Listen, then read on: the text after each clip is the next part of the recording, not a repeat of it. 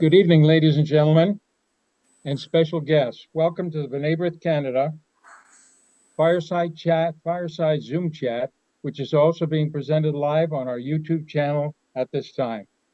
I'm Aubrey Zidenberg, a volunteer with Brith for over 30 years, Vice President of Brith International for Canada, founder and National Chair of the Special Advisory Council to the League for Human Rights since 2004, and our police liaison. Brith is the oldest Jewish human rights organization in the world, operating since 1843 and in Canada since 1875. These events that we're doing are part of a series done in conjunction with our League for Human Rights, which is comprised of over 35 committed liaisons from the diverse multicultural communities, the collective minorities that are the new majority and reflective of the new face of Canada. This advisory council is now in its 22nd year and brings together diverse community leaders under the umbrella of B'nai Brith in an unbreakable friendship, as friends are the family we choose for ourselves. For the last 11 years, I've also been co-chair with the head of intelligence and organized crime of the York Regional Police Chiefs Community Advisory Council, ISCAC. Our Integrated Strategic Community Advisory Council deals with organized crime, terrorism, guns and gangs, drugs, vice, human trafficking, and hate crimes. For those of you who are new to our monthly fireside Zoom chats, let me tell you some of the impressive past guests that have given us updates and insight into issues that impact our lives. They've included Jason Kennedy, Diane Francis, CIBC World President Victor Dodig, Pierre Poilievre, leader of the Federal Conservative Party, York Regional Police Chief Jim McSween, Toronto Police Chief Myron Demkew, Ontario Provincial Commissioner of the Ontario Provincial Police Tom Carrique, Stephen Lecce, former Minister of Education, our former Premier of Ontario Ernie Eves, Michael Kersner, our Solicitor General, retired Canadian Senator Jerry Grafstein, our Consul General of Israel, Melissa Landsman, Richard Heidemann, the former World President of B'nai Brith and the American Zionist Association, and the list goes on. Our format this evening will be 40 minutes of fireside chat with Deputy Toronto Police Chief Rob Johnson that will be hosted by Rich Robertson, our Director of Research and Advocacy at B'nai Brith Canada, followed by 15 minutes of Q&A with our Zoom guests. All guests are muted tonight, so once we begin, you must send your questions in through the chat feature, and Rich will ask your questions of our guests. Everyone is now on mute while I introduce our very special guest, Deputy Chief of Police Toronto, Robert Johnson, who heads up our Specialized Operations Command. Deputy Chief Johnson is an exceptional 35-year veteran of the Toronto Police Service and is currently our Deputy Chief over Specialized Operations Command. Since most of the deputy's exceptional career will be discussed with our host in just a moment, let me just start off by thanking him for his dedication to policing our city and the expertise that he brings to our province and our country. In his latest role as Deputy Chief over Operational Command, he oversees 1,200 police officers, 900 civilian members, and manages a budget of over $210 million. Prior to his assignment as Deputy Chief, he was a proponent of police reform and modernization and was the service's lead on major police reform initiatives, which includes the board's 81 police reform directions to address systemic racism and strengthening trust with Toronto's communities. He has also been responsible for the professional standards and area field command.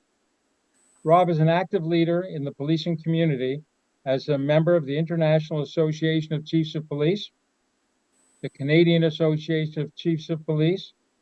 He is currently chair of the Counter-Terrorism National Security Committee, Deputy Chief Johnson is also an active member of the Ontario Association of Chiefs of Police and also served as president of the Toronto Police Senior Officers Organization, where he has held every executive position on the board.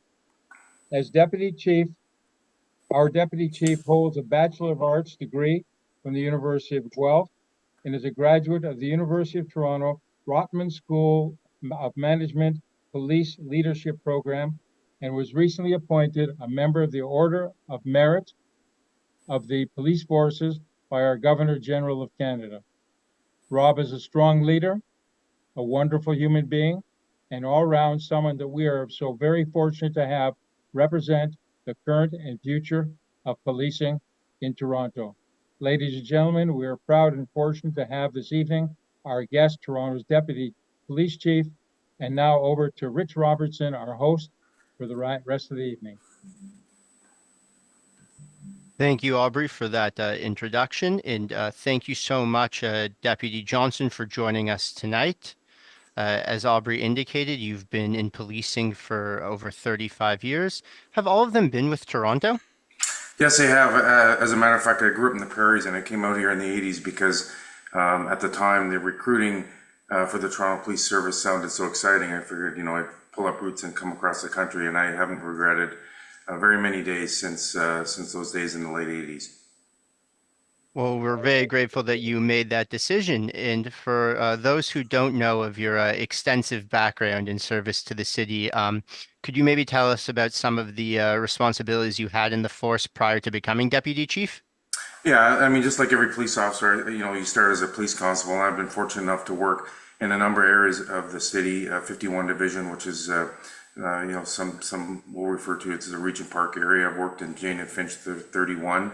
I was unit commander at 14, which is Parkdale, and I ran the 32-33 Division District, which is in North York, north end of the city, as a superintendent. I've also had the opportunity to oversee Area Field Command, which is at the staff superintendent level in charge of 8 divisions in the city. So sort of the next level up from running a unit. And, as Aubrey had mentioned, had the good fortune of also running a couple of specialized units. Our forensic identification unit I spent 8 years at, professional standards, which is better known as sort of the internal affairs department.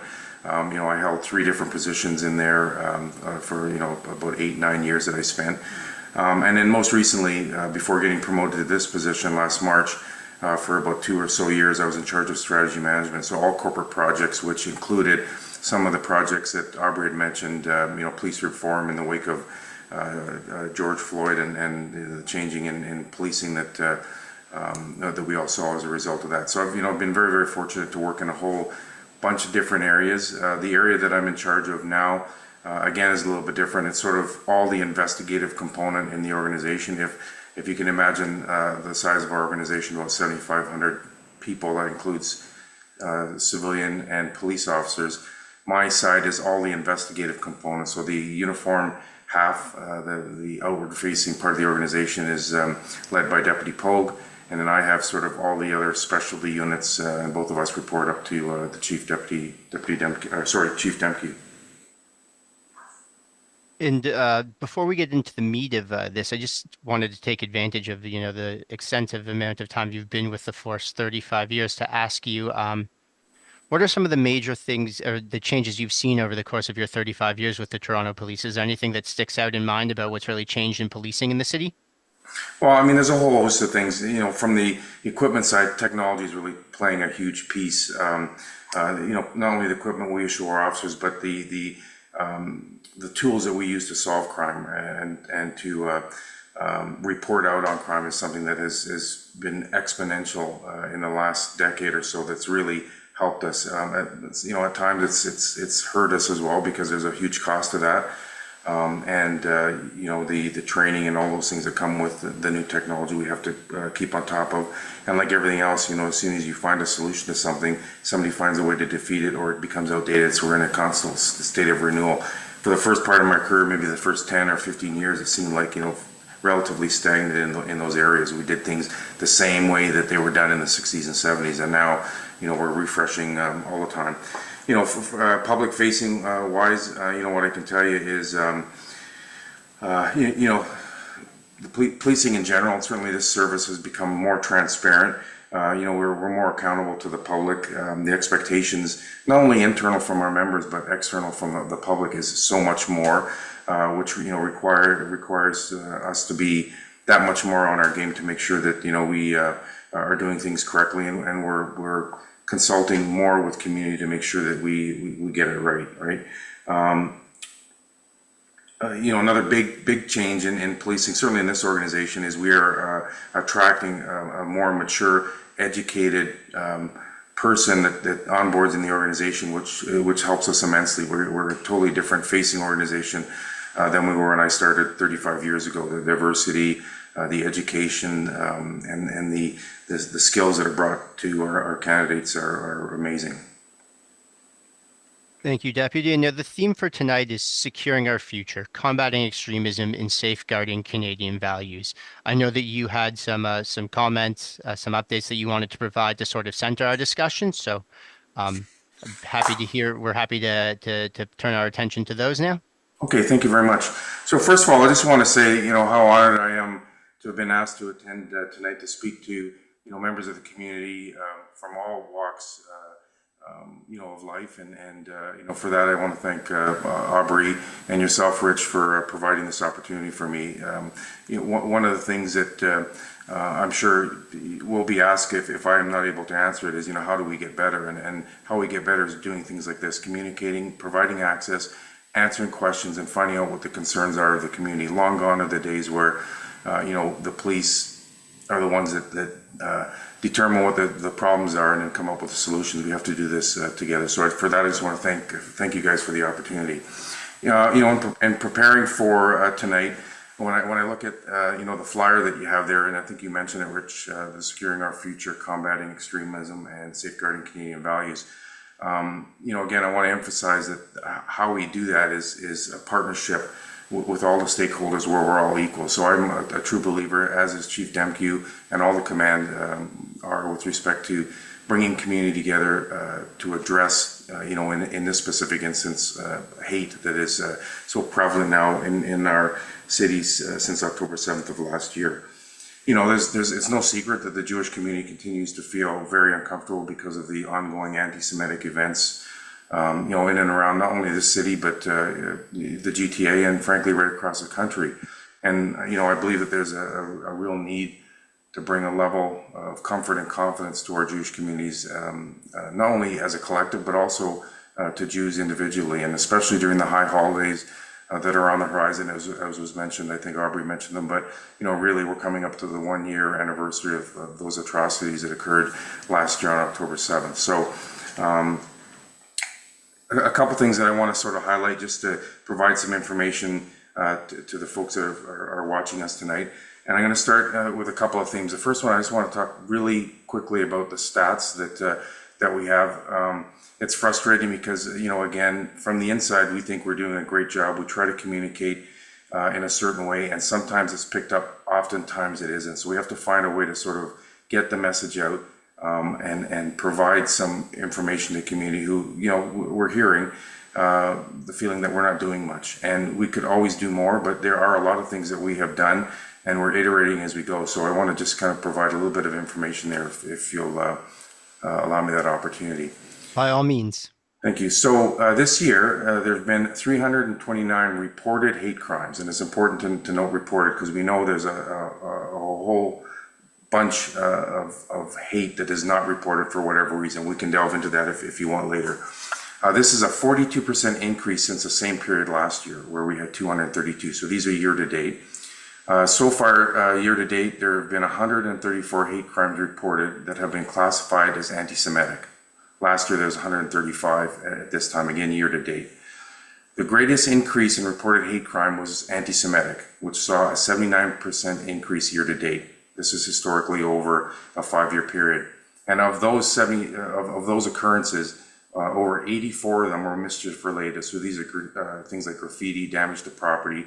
And they primarily took place, and this is problematic when you think about it, in public spaces, streets, parks, TTC locations. People aren't hiding this stuff, they're overt. The majority of these occurrences happened in the downtown and midtown area of Toronto, and you know, folks here will know that these are primarily areas where you know, Jewish people are inhabited, live and work.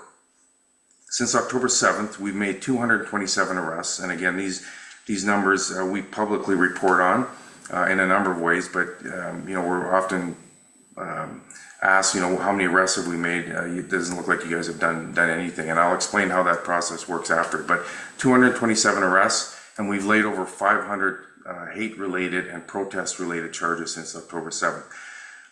The reason why, you know, some of these numbers may not be widely known is because there are a lot of times, and this is problematic, again, and I understand sometimes the criticism of it, but when we observe an alleged offense, sometimes we wait and make the arrest strategically. We are always generally outnumbered at these things, and when we send a bunch of police officers in to make an arrest of 1, 2, 3, 4, 5 people, you know, that situation can change really, really quickly, and people get hurt. I mean, that's the nature of our business. We don't like when that happens, but you know, we have the ability to use force to effect an arrest, and that's a last resort for us. So sometimes, you know, we really look at strategic arrests, and in the eyes of the public, this, you know, this may be seen as, why is the officer just standing there witnessing this and not doing anything about it?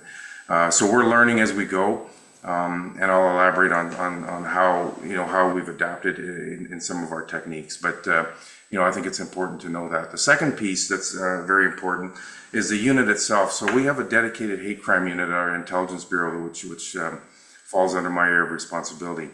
That unit, prior to October 7th, had 6 people. They had 2 detectives, which is basically a supervisory level, and 4 detective constables, so basically plainclothes police officers that worked 1 shift, Monday to Friday, basically a 40-hour work week, and they were responsible for providing advice to our 16 divisions. So it was sort of a decentralized model. They would do a lot of consultation and presentations, but primarily those investigations were kept at the divisions, and this is problematic because it's inconsistent. The approach is inconsistent, but you know, up until October 7th, that was sort of the system that we worked under. It's still, at that time, even a lot more than most other organizations have.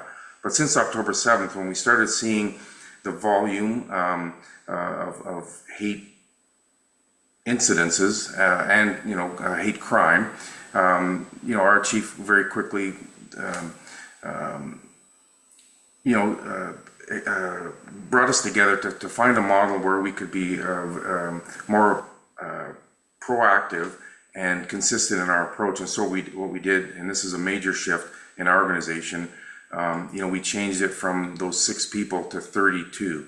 So we have a detective sergeant, 4 detectives, 16 constables, and 8 special constables that work 2 shifts for maximum coverage. And these folks, instead of providing advice, taking the, you know, the high level investigations, now collect, intake all of the hate crime and hate incidents, investigate it all from one place. So, you know, that helped us early on to find some trends. We had some serial graffiti people that were all over the city that we were able to link up and arrest and charge and those things. So we saw some real efficiencies in doing that.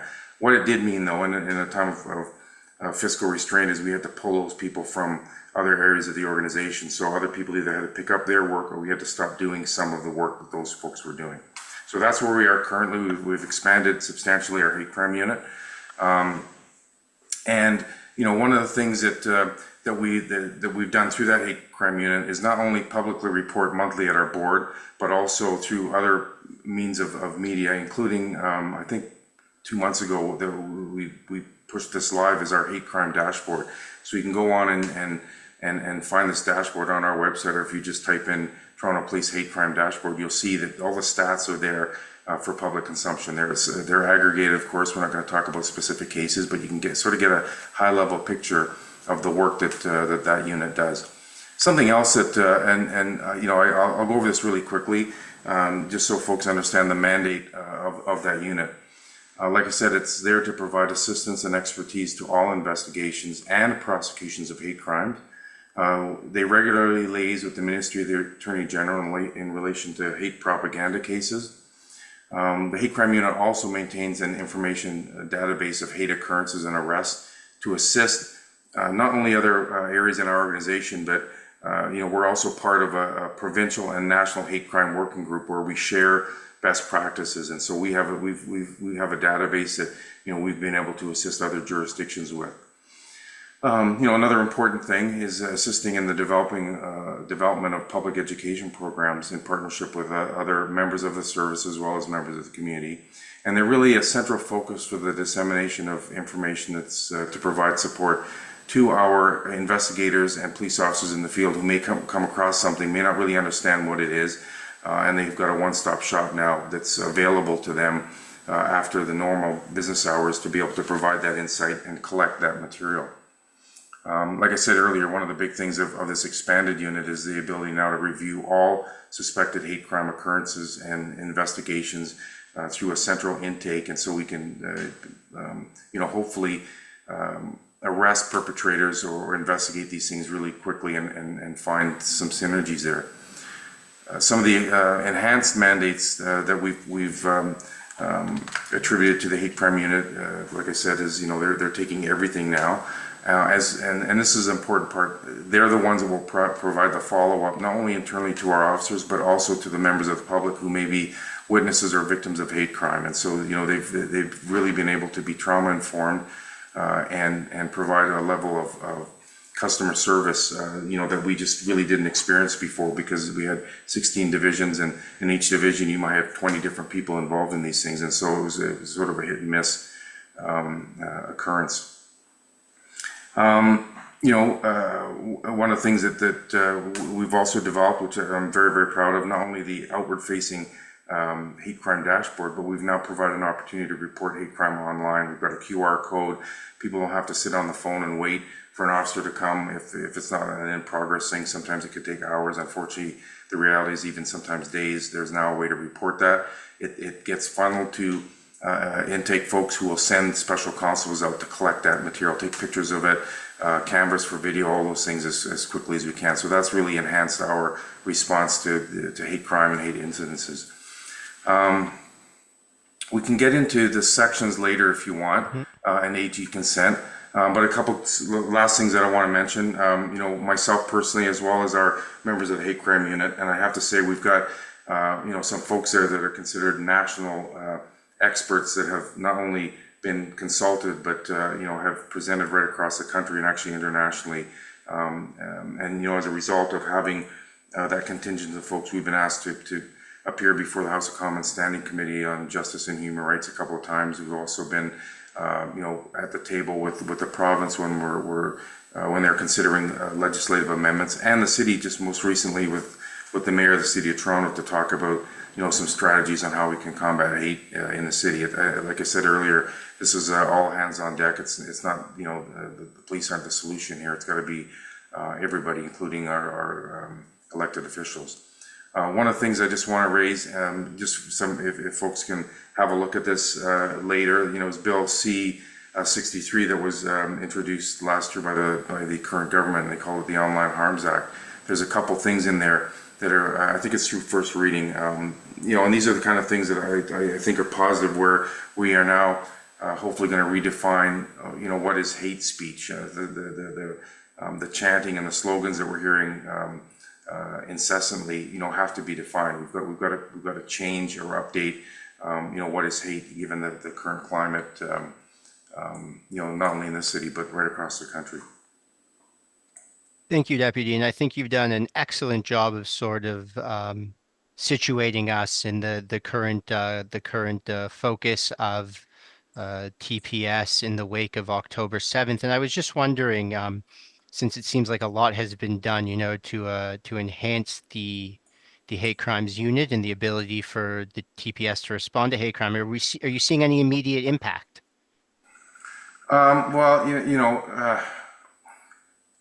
The trend shows, that we're increasing.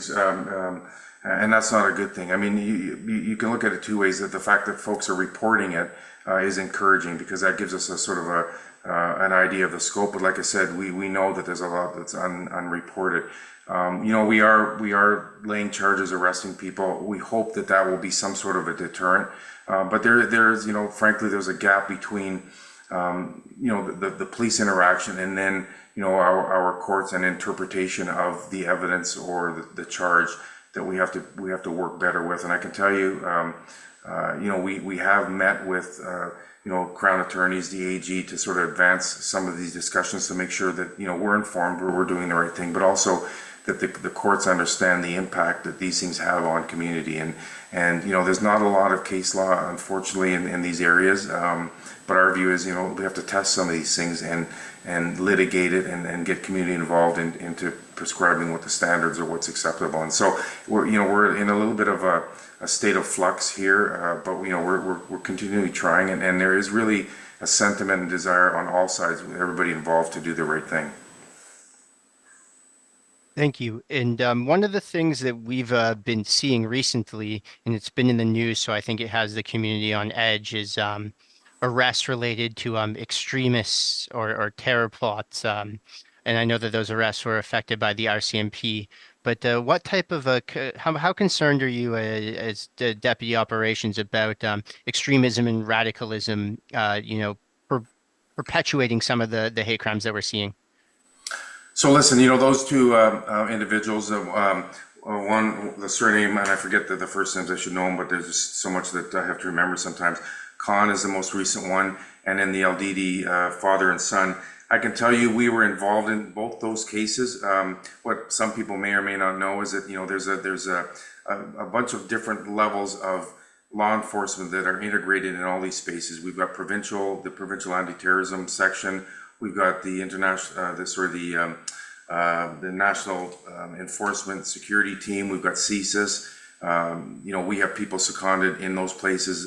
We have people embedded with us, and we work together to identify, these threats. The reality is, and this is something that you might not consider. Maybe some folks know. I never really saw it this way.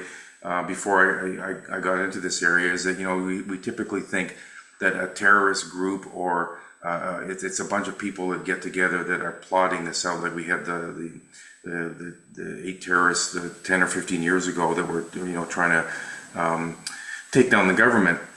Reality, it's lone actors. It's people who are sitting by themselves in some place and don't attract attention until they do something overt. And sometimes people don't see it. We're more involved in that space to identify those situations, and we share information internationally. Not only with our partners south of the border, but right across the world. We're very tight in that space to make sure we share information, because nobody wants any of this stuff to happen anywhere in their jurisdictions. So those two cases are a success. Unfortunately, I can't really speak about them. There's a level of secrecy to those cases that I can't share, but I can tell you that it's the way things should work. And so while I'm encouraged that we're able to do that, I'm discouraged at the fact that there's probably a lot of folks out there that are in this space. They just haven't taken the step yet where they're being noticed, right? 100%, and there's only so much that we can do to be proactive, both as a police force and as a society in general. You spoke in depth about the hate crimes unit, but a question that is on a lot of people's minds, and I'm seeing some comments about it in the chat, as well as I've heard from other individuals in the community, especially in the lead up to the anniversary of October 7th, is what is the Toronto Police doing to protect Jewish institutions or the Jewish community outside, of hate crimes investigation? So maybe, Deputy, you could talk a little bit about what the force is doing to protect the Jewish community and Jewish institutions outside of just investigating hate crimes. Yep, no, that's a great question and a huge concern. It's not good when members of the community don't feel safe. Send their kids to school, to go to work, just to live in their neighborhoods, and we're very aware of that. One of the recent successes is a Walk for Israel. I mean, we had thousands of people that were able to express, their their connection not only to fellow Jews, but also to solidarity, and that went off relatively smoothly. We put a lot of resources behind making sure that was a safe event. We're going to do the same thing for the high holidays and for the month of October, to make sure that we deter as much as possible anybody who might be considering doing something that is not acceptable. Most folks, certainly if you live in the city of Toronto, you'll know that we have Project Resolute, which is a dedicated group of officers that are available 24/7 to manage protests and respond to instances of hate crime. These are officers that are taken, sometimes they're on days off or on overtime or on regular duties, that are assigned to make sure that we're able to manage these protests. During the month of October, not only are we going to have those officers, but in my area, which is primarily plainclothes undercover sort of detective type people, we're going to deploy them to make sure they're out there as well and visible, to provide an enhanced level of police visibility. We have dedicated command posts that we put in community, so that folks can see that we're there, that they can approach, the officers that are in those command vehicles. We have, I've attended shul a few times myself, and certainly the chief has as well. We have dedicated officers who are doing what we call community visits, who will stop in businesses and make sure that they're aware of our visibility. We're going to enhance that. We're very fortunate. I can tell you we've had about 1,500 protests this October 7th. It's no secret it's cost our organization $20 million that we didn't have. We're going to have to find a way to reconcile that. That's not, I'm not saying that to complain. I'm just saying that's the reality of providing, this level of security. We're not worried about the cost of this. We want to make sure that people are safe, and we'll sort that out in the back end. But I have to acknowledge that our partners, as far as Ways Ottawa, have provided us with assistance. They've provided officers and public order units in times of need to make sure that we're staffed properly. The law enforcement community is very, very tight, and we help each other out. And with the exception of ones that have to come far away, it's at no cost to this city or to us as an organization. So we're very, very fortunate to have that. So we've got those assets that will be in place. For any large event, listen, if there's something that happens that's spontaneous that pops up, we deal with that on the fly. But for what we would label as a corporate event or something that we have awareness on, we provide operational plans that deal with everything from where an officer is staged, when to make an arrest, where to take the arrest, all those other kind of things. So we have that kind of detail in plans for, certainly October 5th, 6th, 7th, and through the high holidays. We've also instructed all our officers, the unit commanders of those divisions, to make sure officers are out, seen in community, interacting with community, and available to make sure that they can answer questions. So, there are a couple small other things that we've done with our equipment. We've got a project called Project Magnify, where sometimes you'll see a police car driving with lights on for no apparent reason. It's to project a presence. We've outfitted some of our officers with these portable lights that they'll wear that would be the same sort of thing. So, sometimes you look in a crowd, you see dark clothing, you might not know who that is. We want to make sure that folks understand that we're out there, and we're visible, and we want to provide a safe space for our Jewish community.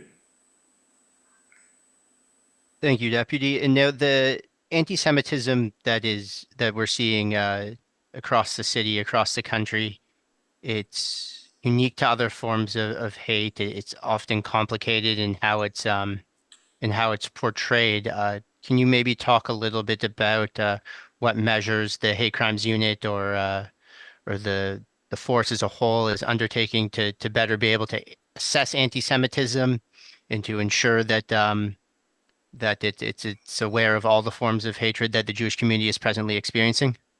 Yeah, I mean, this is multi-layered sort of question. I'll try to deal with it as efficiently as I can. The first thing is, making sure officers are aware and educated and understand what this is. Listen, and then unless you can appreciate the Jewish experience, the Holocaust, and the lived experience of our Jewish community, you probably might miss the nuances of how the Jewish community is affected. So one of the things that we've done early on is to make sure that our officers are aware of the history and the experience as best as we can. We have some overt training that we've created in consultation with the Jewish community, and it's mandated for every officer. We've provided, through the UJA, opportunities to visit the museum that's up there. We regularly do updates. We have our hate crime unit attend our stations to inform officers. Some of you may know that sort of the three high-profile Jewish members we have: Michelle Gillespie, Jack Gurr, and Paul Rinkoff, who are out in community, but they're also more importantly out within our organization to answer questions, to explain the experience. The three of them are Jewish themselves, and they have personal lived experience that officers can connect with, because these are folks that they know, that they work with. And so these small little things that we do help our members understand how important this is and what it feels like to be on the other end of hate. Also, provincially and nationally, we share best practices right across the country. When we had the tent encampments at the universities, we learned from what happened in Quebec, and we also share experiences with our friends in Calgary, how they've dealt with some of these instances. So again, we don't do it in isolation. We try to find best practices, leverage these successes from each different organization, and try not to replicate the challenges that we have. It goes without saying, obviously, there's the legal component to this. We make sure that we have, good connection and consultation with our Crown attorneys, with the Attorney General, the Solicitor General in the province, to make sure that everybody is sort of facing in the right direction, that are having the same discussions and understand exactly what the concerns are. Deputy, you must have ESP, because there was just a question in the chat about best practices and whether or not there was collaboration between the various levels of police forces across the country. So I think that we answered that one as efficiently as possible. I can just quickly elaborate on that. I can tell you we meet bi-weekly, and some of them at the national level with the Commissioner of the RCMP, Commissioner Duhaime. I'm personally on it, as is Commissioner Creek. And so even at that level, to make sure that we understand the message, and then we trickle it down to make sure that the folks understand the commitment to this awful activity that we're experiencing. And Deputy, you spoke briefly about Bill C-63, but there's a lot of questions in the chat, and I also hear a lot from the community about concerns about online hate. Can you maybe speak about what the force is doing to take a proactive approach to confronting online hate? Yeah, so again, another complicated area, because the jurisdiction piece on online hate, I mean, it's very complicated at times to figure out where it's coming from, who's doing it. It's anonymous. All you have to do is, hop on Twitter for half an hour and you walk away disgusted with what people feel free to put on there. And so, listen, we capture those things. We do the best we can to identify and charge the individuals involved. There are some high-profile people that we've identified that we try to take action against. We have a dedicated cybercrime unit that is part of our intelligence operations that do a whole bunch of things, but one of their mandates is also to support our hate crime unit in investigating, capturing, online instances of hate. Every morning, I get a roll-up of what happens in my area, and I can tell you, with rare exception, there's 5 to 7 sort of reports that we get. Now, some of them might not be, they may come in as a hate incident or perceived hate crime we investigated, but it's just, a lot of it is around online bullying with youth or amongst, people who were friends before October 7th, and now all of a sudden feel the need to spew this, this kind of communication. So we're on top of it as much as we can. There's national, international complications to this. That why I mentioned C-63, because I think the civilized world should be able to hopefully somehow get together and be consistent in this. We have to start in our own backyard, and we have to advocate nationally for some consistency there, and provide our law enforcement agencies with the tools to be able to identify, investigate, and hopefully prosecute people who decide to use that platform to propagate hate. Thank you, Deputy. And another concern that seems to be relevant to our attendees tonight, because it's also popped up a couple times in the chat, is the issue of securing our schools and our campuses. Can you maybe talk about what approach the TPS is taking to ensure that that the hate crimes that we're seeing aren't aren't impacting the safety and security of our schools or our campuses? Well, listen, the reality is it is impacting, right? Because we're talking about it and people don't feel safe in those spaces. So again, I want to emphasize the connection with our police officers, with our organization, to make sure that we're aware of the issues that are there. We have officers that regularly drop by and have those relationships to make sure that to provide some level of some level of comfort. There are programs. I'm not sure if they're still active, but there is opportunities to apply for funding to enhance security. It's sad when we have to think about that we've got to put up bollards or somehow reinforce facilities or have security guards there where you drop your kids off to sort of learn and grow in a safe environment. It's a terrible thing. An ideal situation would be the opportunity to have police officers in every school. We've not to be controversial, but in some spaces we weren't allowed to remain, and thankfully, and I think most of the Jewish schools that we have interaction with, they welcome our attendance there, and our folks try their best to make sure that they're seen there and they're accessible. I mean, it's about being aware of your community as well, right? All of us have to sort of unfortunately step up and be vigilant, and sometimes hyper vigilant, which is not a great thing. But in this time we've all sort of again got to pull together and be everybody's eyes. Public spaces, schools, you got to use it. You can't let these idiots win. You can't let them intimidate because it just gets worse, right? And I know that's an easy thing for me to say. The experience may not be that, but I want to assure the members of the community that are on here that we're doing everything we can to make sure that we can help you feel safe. Thank you, Deputy. And that actually segues perfectly into my next question, which is, are there any existing plans or partnerships, involving community collaboration that you would like to see enhanced or better utilized? Existing or, yeah. I'm a big proponent for legislative amendments and advocating with our elected officials that a lot who have lived experiences themselves, but have to really understand the community's feeling in and around hate, and we have to update and we have to change our laws. I mean, it's as simple maybe as that, as definitions of what constitutes a hate crime, a hate speech. This is the stuff that law enforcement struggles with. So partnerships again with the other entities of the legal system. The police are at the front end. We make the arrest and then we turn it over to another entity to review, to prosecute, and then ultimately for a judge or judiciary somewhere to make a ruling. Some of our hate crime laws I think are antiquated. It's the whole world has changed since October 7th.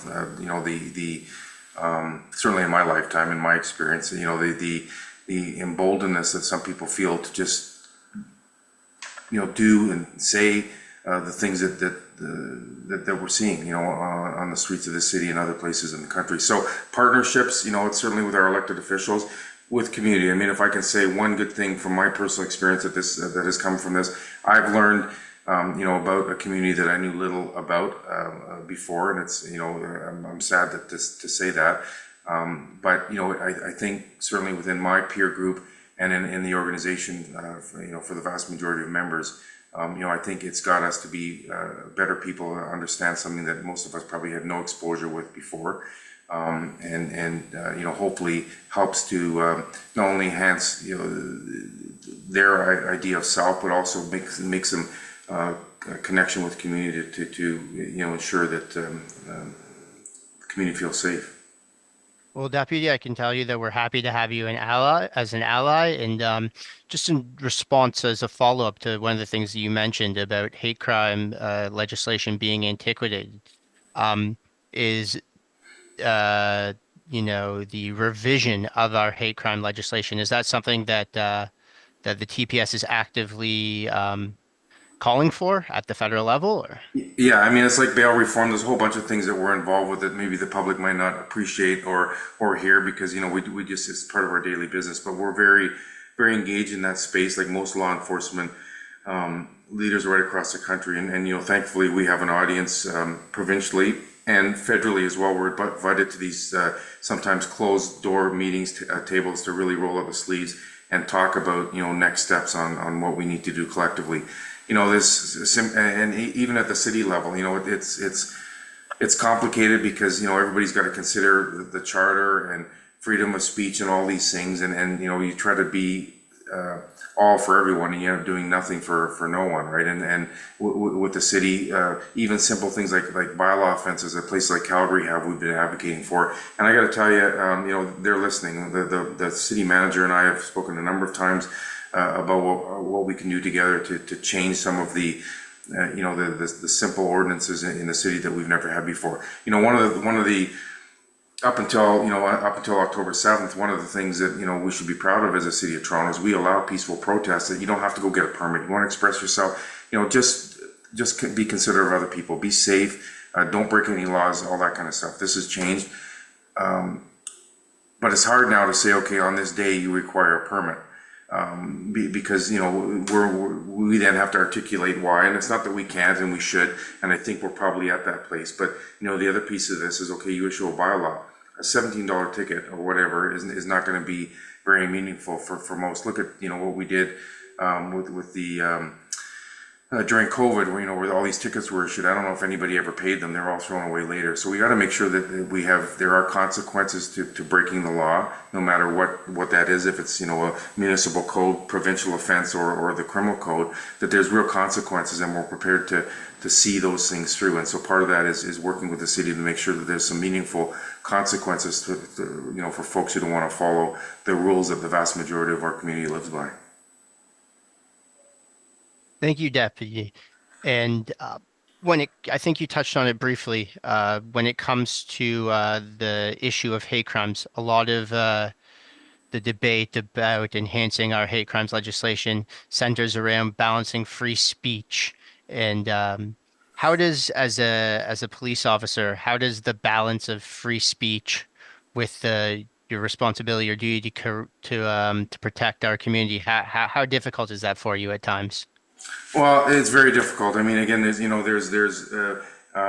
personal interpretation. The boundaries of what constitutes hate speech is not clearly defined in some of our minds, and even when you talk to different folks in the legal community at different levels, and so we need to straighten that out to make sure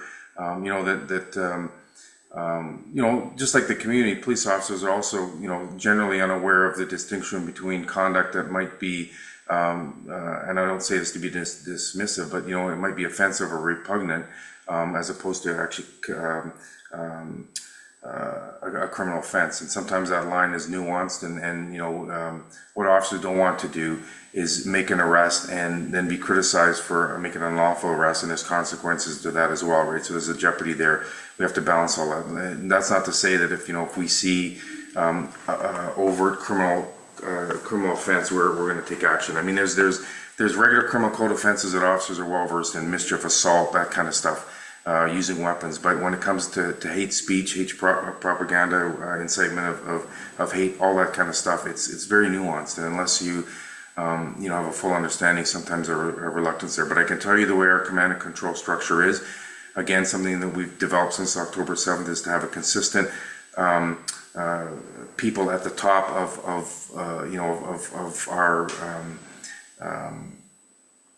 our Project Resolute, to make sure that they can answer those questions and they feel comfortable making those decisions to the folks on the ground, and the folks on the ground feel supported and confidence in those folks that they are calling the shots. So it's complicated. I wish it wasn't so. But we have to have this discussion at a higher level. It's got to be with our elected officials, our legislators, and the courts, right, to be able to provide us with the boundaries. And now, Deputy, you touched on there briefly the difficulties facing your frontline officers who are, having to make decisions about hate crimes and make very difficult judgment calls sometimes on the fly. There was a great question in the chat, which I believe is worth expanding on, and that relates to this.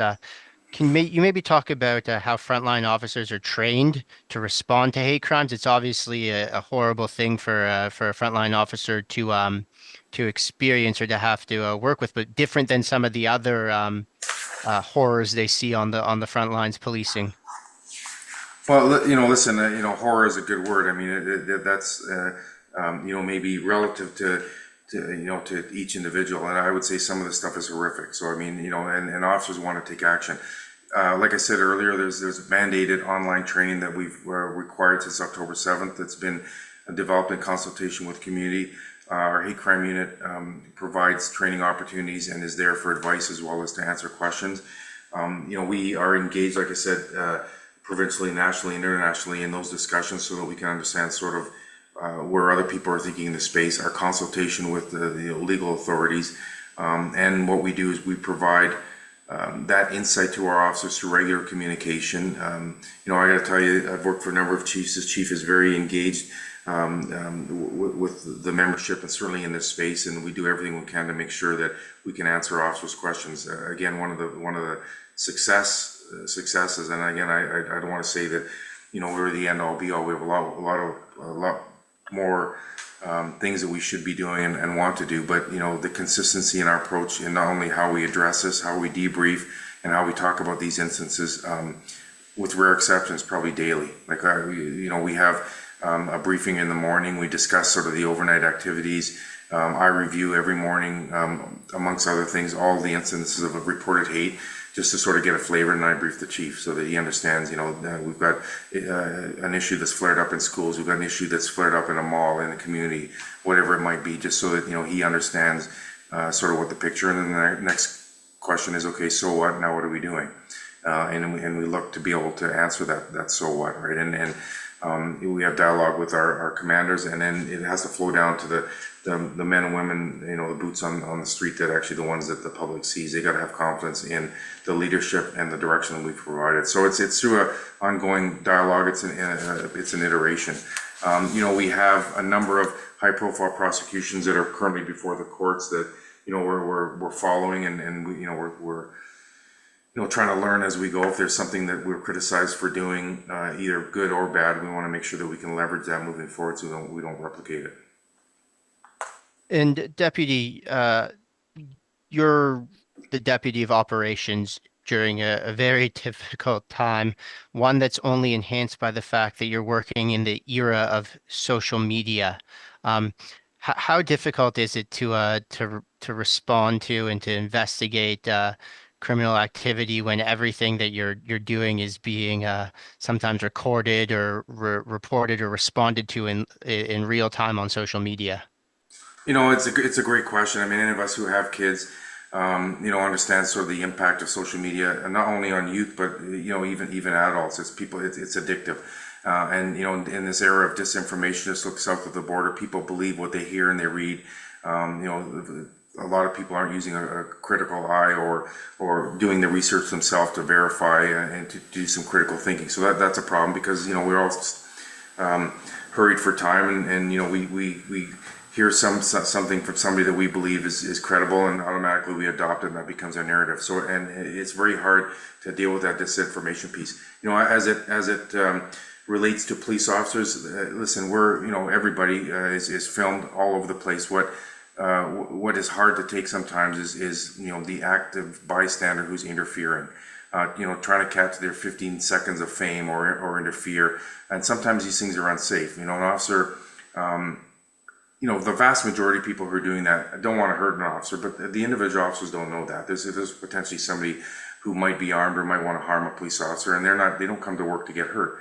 And so there's an aggressive approach that sometimes has to be taken, where again, people feel that their rights have been violated, or we use too much force, and that's not a good thing. I mean, it starts to carve away at our legitimacy and public trust. And so every time we have a negative interaction with the public, if it's captured only a portion of it, that becomes somebody's narrative that that the Toronto Police Service used too much force, or whatever the narrative may be, and then we're fighting that, which makes it harder the next time we come out. So the expediency of that platform, social media, how people can get their message out, tailor it to the way they want to, and have access to so many people is a real struggle. And I don't know what the answer to that is. I would like people to be a little bit more critical in what they're viewing and looking at the source. But again, I understand that takes time, right? Thank you, Deputy. And I can tell you, one of the negative impacts, it does impact our hiring. We have a lot less applicants because they just feel it's not a profession that they want to get into. They want to have positive experience. They want to help community. As silly as this stuff sounds, that's what the vast majority of officers want to do. But to be constantly criticized or scrutinized, to the nth degree, they're saying, why bother doing that? And so I think we're losing a lot of potentially good candidates that want to do the right thing in an honorable profession. And so there are consequences to that that we have to deal with. Well, I can only imagine what it's like to try to serve your community in such a polarized profession. We only have a few minutes left, and I just wanted to touch on hate crime reporting, because I think that that's one of the key ways in which we can combat the hate that we're seeing in our city. You spoke briefly about the QR code and the ways in which hate crime reporting is being streamlined within the TPS. Maybe you can talk a little bit about what work is being done to ensure that the community is coming forward, because of course you can't respond to the criminal activity if it's not being reported. It's complicated and on one hand and easy on the other hand. It's about engaging with the police, right? And we have to earn the community's trust to make sure that they feel if they report something that we're going to take it seriously, we're going to investigate, and we're going to do everything we can to make sure we resolve that that issue, no matter what it might be or where it sits on the spectrum. So again, part of this is community engagement, making sure that we're transparent, that we communicate our successes and our failures, to own up to the things that we're not doing properly, to work with community and all the stakeholders to make sure that we can address these incidents of hate in a more productive or efficient way.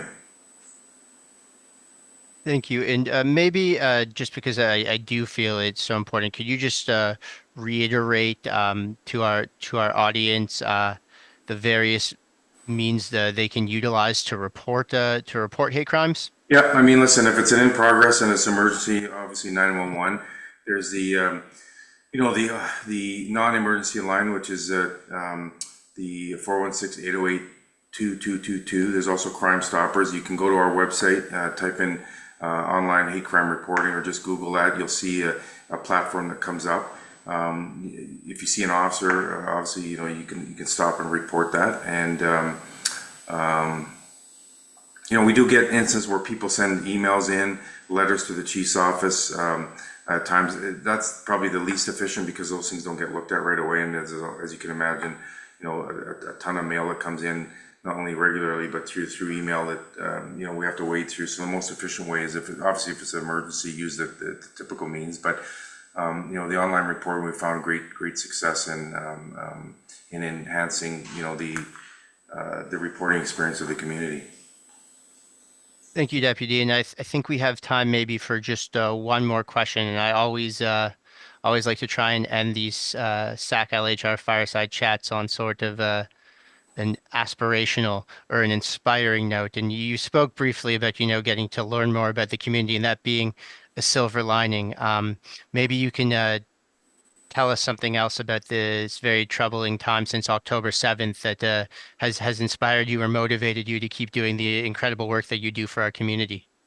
Listen, the resilience of the Jewish community is amazing, right? I mean, you're banding together to make sure that you support one another. Our police officers feel the connection with community. They feel appreciated. We hear it all the time. The chief hears it. I hear it with our members, and we see it in the results. We see it in the dedication of our members and in the interactions with the community. I've had the opportunity to visit a number of businesses, synagogues. I've been down to the U.S. to visit where the Rebbe is in Brooklyn, or it's Queens, sorry. things that I never would have imagined doing before, just to sort of understand the cohesiveness of the Jewish community. Not everybody thinks the same, but obviously, but that's inspiring to me about how there's a will to stand up and to fight for what's right, and we want to be part of that. Well, Deputy, I couldn't think of a better ending to our conversation. I know that Aubrey's going to formally close us out, but before he does, I want to take the opportunity on behalf of all of our attendees on Zoom and all of our viewers on YouTube, and on behalf of B'nai Brith Canada, thank you for tonight for this very informative chat, but also for your dedication and to our community and your efforts to make Toronto a safer place. So thank you very much, Deputy. Thank you very much. It's been my honor and privilege to be here tonight. Thank you. Great. Deputy, before we close off, are there any suggestions that you might have as to how we as a community could help our police in advancing some of our concerns, our cause? What can we do to help as a community? Engage. I mean, good or bad, we need to hear the experience, the stories. We need people to report instances of hate, whatever they may be, how small, that sometimes people just figure they're not going to bother. We need to know exactly what's happening in our community, but it's engage, it's partnerships, right? We need to work together. So, we might wear different clothing, but we're all, people inside that have a desire to connect with community, to make a difference. And so we have to do that together by engaging. And like I said, we've had amazing support from the Jewish community here in Toronto, and we want to enhance that primarily to make sure that the Jewish community in our city feels safe to be able to live their lives the way they should in this wonderful country that we live in. Deputy, thank you very much for a very informative, sincere, and detailed Zoom and YouTube chat. Your unprecedented support and discussion of fact and truth is refreshing, and it shows us that there is a path to a future in Canada, and for all who came here to live a better life for themselves, their children, grandchildren, and future generations, it would seem that there is a brighter today. If all of our guests were as professional and yourself and as honest, it would be wonderful. So I thank you very, very much. Thanks to all of our attendees this evening from across the country. We will resume our fall session Thursday, November 21st, with the Commissioner of the Ontario Provincial Police, Tom Carrick, who is also the President of the Canadian Association of Chiefs and Police. That is Thursday, November 21st at 7 p.m. We will continue to keep you informed regarding our upcoming fireside chats. In the meanwhile, thank you for joining us this evening. Please look forward for future invitations, and let's all pray for light to overcome the darkness during these difficult times. Aubrey, if I might, just before we leave, I just got one thing I want to share. Oh, sure. So, one of you asked the questions, I think Richard asked the question earlier about what have we done internally, which is a really big shift in our organization, I think, and I'm very proud to. We've had 2 iterations of a kippah, and we allow our officers to wear these, and when I go to synagogue, I wear it, and I've had, during the high holidays, we're out there. So again, it may seem small, but to me, an organization, this is something that I'm very proud of, and is big on. And again, thanks to our chief for thinking about doing this. And it's now part of our clothing, equipment, and standards that Jewish officers are allowed to wear this, when they're on duty. So I know you have one, but it's, again, I'm very proud of this. So I just wanted to share that with the folks on. We are proud to wear it when we attend synagogue into the high holidays. So I thank you very much. I look forward to continuing our communication with each other. You've been wonderful. You've always had an open door policy whenever I need. You're always there if it's a phone call, if it's a text, and I thank you for that. Thank you. Everybody have a wonderful holiday season, and we look forward to catching you on November 21st on the next Fireside Chat with our OPP Commissioner, Tom Carrick. Good night, everybody.